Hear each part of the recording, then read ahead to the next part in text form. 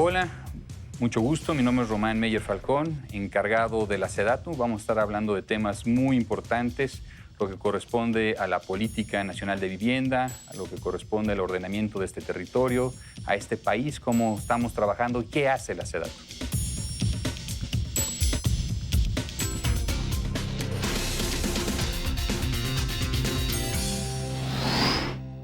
Román Meyer, eres el secretario más joven del gabinete, de la secretaría más joven del país. Y tienes un retote. O sea, tu secretaría se llama la Secretaría de Desarrollo Agrario, Territorial y Urbano. Entonces empecemos diciendo, ¿qué es esto? ¿Con qué se come la SEDATU?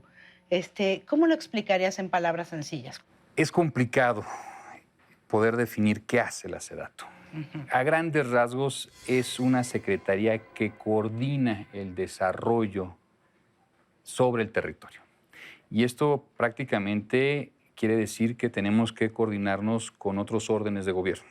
Con los estados, con los municipios, prácticamente. Recordemos que al final de cuentas, varias instituciones, CFE, Pemex, SCT, otras secretarías, otros órdenes de gobierno, vamos tejiendo sobre un mismo campo, que es el territorio. De alguna forma, el objetivo central de la Secretaría es hacer esta coordinación. Y también vemos lo que corresponde a la parte agraria, la política agraria, y lo que corresponde a la Política Nacional de Vivienda. Tú eres arquitecto por el TEC, luego estudiaste una maestría en Cataluña, en España, y hablas de un concepto que es el enfoque social de la arquitectura. ¿Cómo se come esto? ¿Qué tiene que ver la arquitectura con lo social? Yo creo que están plenamente vinculadas la arquitectura con lo social. Creo que, digamos, es una materia muy interesante que te permite prácticamente desplegarte en varios ámbitos. No todo tiene que ver estrictamente con obra, sino que para nosotros, sobre todo, la pregunta viene en relación a nuestra postura sobre el programa de mejoramiento urbano. Este programa insignia en el cual en este año nosotros estamos interviniendo 14 ciudades, 10 en la frontera norte, 4 de carácter turístico. Y 14 ciudades que tienen problemas, ¿no? Exactamente. Que la apuesta es que todo este desarrollo pensado, la arquitectura, ayude a mejorar desigualdades y en territorios donde hay mucho narco también, por ejemplo. Es parte, digamos, del enfoque, más que la arquitectura en sí, que digamos es una herramienta para un fin último, es cómo vamos a incidir dentro de estas comunidades que de alguna forma consideramos que el Estado mexicano simplemente ha abandonado. Tijuana, Ciudad Juárez, Acuña, Matamoros, Nuevo Laredo, dentro de estas ciudades, de alguna forma la encomienda que nos ha, de algún modo, dado el presidente es cómo vamos a intervenir dichas comunidades. Entonces, hemos planteado un mecanismo de evaluación en campo, determinar cuáles tienen que ser el conjunto de intervenciones puntuales. El año pasado trabajamos con el Instituto Politécnico Nacional en esa metodología y con base en esa metodología determinamos una cartera de inversión. La gran mayoría de estas ciudades, digamos, las necesidades en servicios básicos, equipamiento, espacios públicos es enorme. Sin embargo, tratamos de ser lo más estratégicos posibles para determinar puntualmente qué requiere en esas colonias, en esos barrios, si se requiere más un centro de rehabilitación, si se requiere una clínica de salud, si se requiere una primaria, una secundaria, un mercado.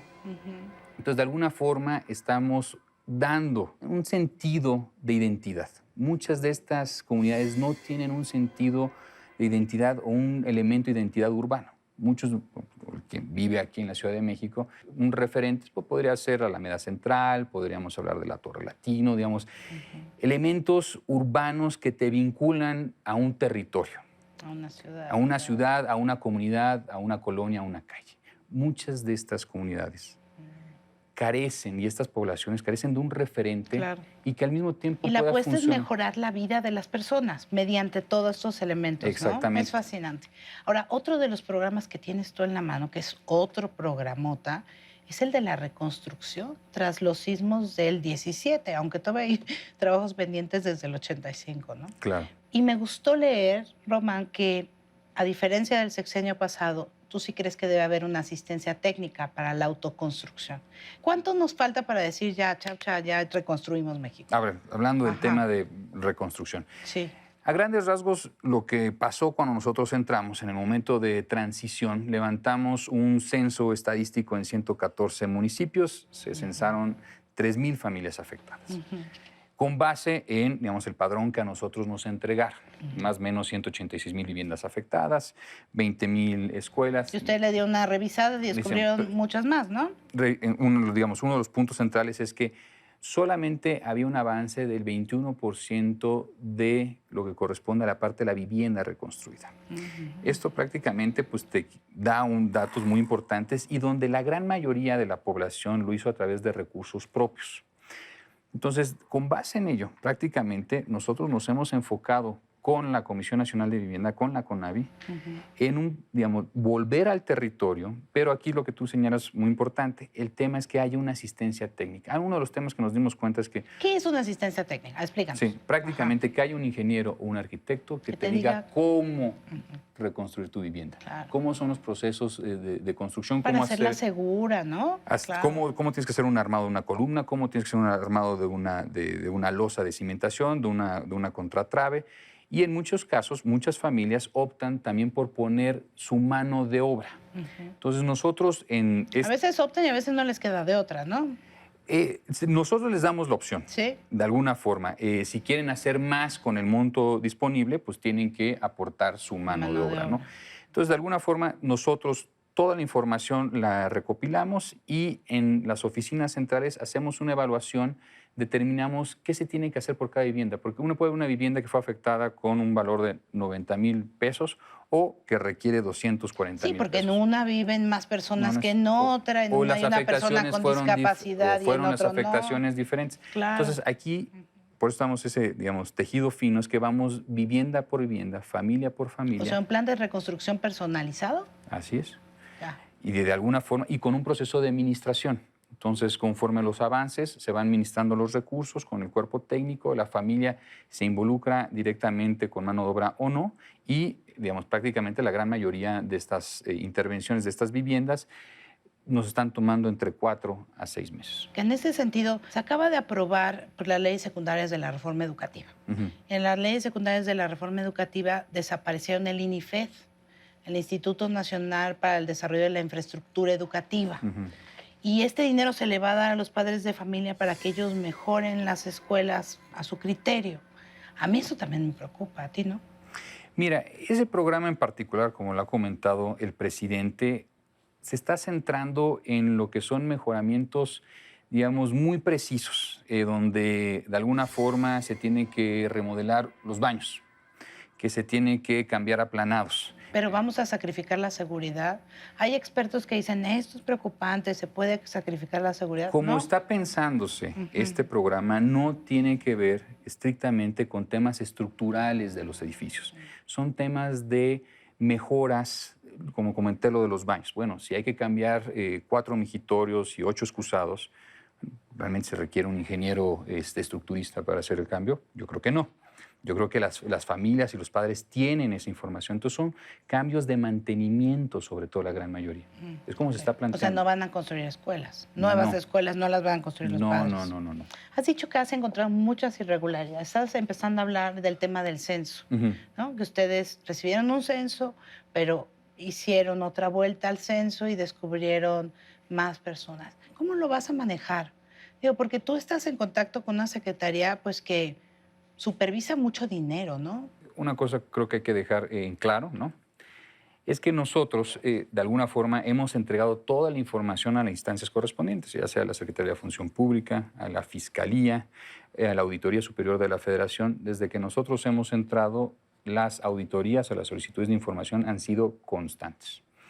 Y ese ha sido nuestro trabajo, plenamente un proceso de colaboración, porque nosotros no tenemos ni las atribuciones legales, ni el cuerpo técnico, porque tenemos que sacar la reconstrucción, el programa de mejoramiento urbano, tenemos que sacar la Política Nacional de Vivienda, pero son tanto la Secretaría de Función Pública, los órganos internos de control, la Fiscalía, la Auditoría Superior de la Federación, con quienes nosotros estamos en constante comunicación. Ahora, ellos absorben la información y de alguna forma hacen la investigación. Y en tal caso, pues presentan las denuncias correspondientes. Hablemos del aeropuerto de Santa Lucía. El presidente lo ha dicho muy claramente, lo ha llamado un sabotaje jurídico, ¿no? El hecho por distintas asociaciones que bueno, pues ejercen su derecho al amparo y tienen parada una construcción. Así lo Pero marca no la ley es de amparo. solamente esos amparos, sino que hay otros 9 al menos que yo detecté, Ujú. de comunidades indígenas, de personas que habitan la zona. ¿De qué manera se está solucionando esto y de qué manera te estás involucrando tú en la creación del proyecto ejecutivo, que todavía entiendo que no está? Sí hubo una consulta indígena. Sí hubo una consulta indígena. Estuvimos con el instituto que ve el tema al respecto y se determinó en el ejido de Jaltocán hacer la consulta. ¿Por qué? Porque al final de cuentas los criterios para definir una consulta indígena son muy claros. Tiene que haber, digamos, un tema de lengua, un tema de apropiación, digamos, cultural en la zona y también, digamos, tiene que haber una evidencia información previa de que ahí se localiza una comunidad de características indígenas y se llevó a cabo. Se llevó a cabo no solamente por la SEDATU, se llevó a cabo también con otras secretarias. Estaba Conagua, estuvo Secretaría de Gobernación, estuvo Bienestar. Entonces ese amparo, dices, lo ganarán. No, digamos, nosotros realizamos en relación el procedimiento adecuadamente. Hay otras comunidades que han solicitado que también se tomen en consideración, pero la principal se llevó a cabo y fue un éxito. Se tuvo un acuerdo previo en relación a que también habría una disposición del gobierno federal en el sentido de atender ciertos temas particulares que tienen estas comunidades. ¿Estás listo ya para ir a vivir a Pachuca? Estamos listos, esperemos, no ahorita en este año, creemos, pero pronto estaremos ya transitando a movernos. Mover una secretaria de Estado, no solamente la SEDATU como cualquier otra, es un proceso en mediano y largo plazo, porque pues tienen que ver con familias. Claro. Tiene que ver Servicios, escuelas, servirlas, hospital, educacional, exactamente. ¿no? Eso es un Tienes tema que de crecer una planeación. ciudad, ¿no? Es un tema de planeación urbana y de Claro. crecimiento urbano. Y esperemos al término del sexenio ya tener todas las secretarías en las ciudades que corresponde, porque un tema muy importante es que de alguna forma la noción es que en muchas de estas ciudades, llámese Acapulco o cualquiera de las ciudades que fue designada por una secretaría, hay una carencia de presencia del Estado mexicano. Son territorios que yo podría decir que están abandonados en cierto modo. Entonces, la idea de descentralizar también es una idea de distribución de equidad de cargas sobre el territorio, que no todo se concentre en la capital, sé que funcionalmente es lo más adecuado, pero también, de alguna forma, son estos territorios donde la presencia del Estado mexicano, en este caso a través del gobierno federal, requiere que también estemos presentes. Muchas gracias, Román, que no sea la última vez que No, vienes. Acá esperemos que no sea así. Bueno, Y muchas gracias. gracias a ti. No se vayan porque hay más de esta entrevista con Román Meyer y como siempre, yo les espero en Facebook y en Twitter.